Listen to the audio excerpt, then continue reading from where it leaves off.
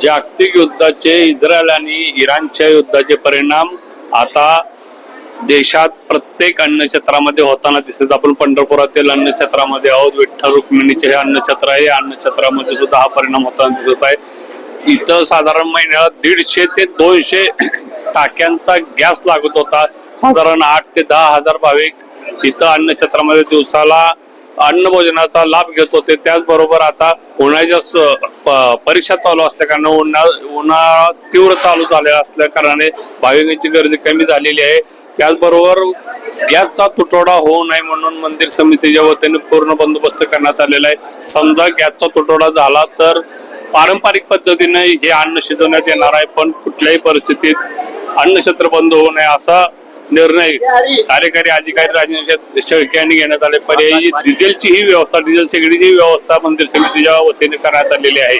श्री विठ्ठल रुक्मिणी मंदिरे समिती मार्फत येणाऱ्या भाविकांना तुकाराम भवन येथे अन्नछत्र, त्याचप्रमाणे आपण भाविकांना दर्शन घेतल्यानंतर बुंदीचा लाडू प्रसाद देत असतो.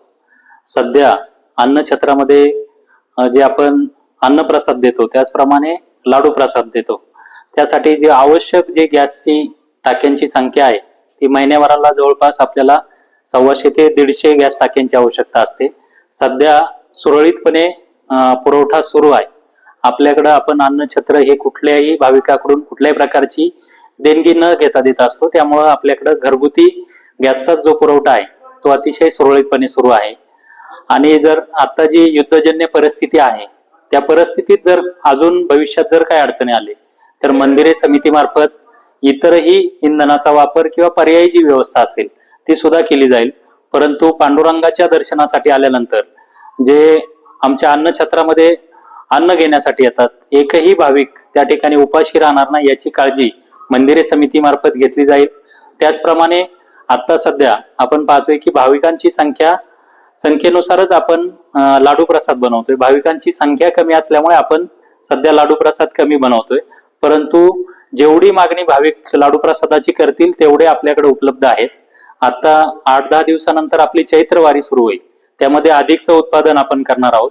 परंतु यासाठी कुठल्याही प्रकारची गॅसची टंचाई आज रोजी या मंदिरे समिती मार्फत चालवणाऱ्या उपक्रमांना नाही.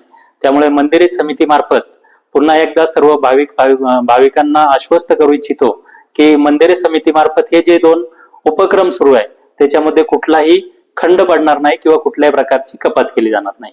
रामकृष्ण. भाविकांना जो प्रसाद दिला जातो त्याच्यामध्ये जो मेनू आहे त्या मेनू मध्ये काय बदल केला आहे? भाविकांना जो अन्नप्रसाद आपण संत तुकाराम भवन येथे देत असतोय त्याच्यामध्ये कुठल्याही प्रकारचा बदल आतापर्यंत केला नाही आणि भविष्यात सुद्धा करण्याचं नियोजन नाही. सध्या सर्व सुरळीत चालू असल्यामुळे कुठल्याही प्रकारचा त्यामध्ये बदल होणार नाही. पंढरपुरातून जगदीश डांगे, LS मराठी.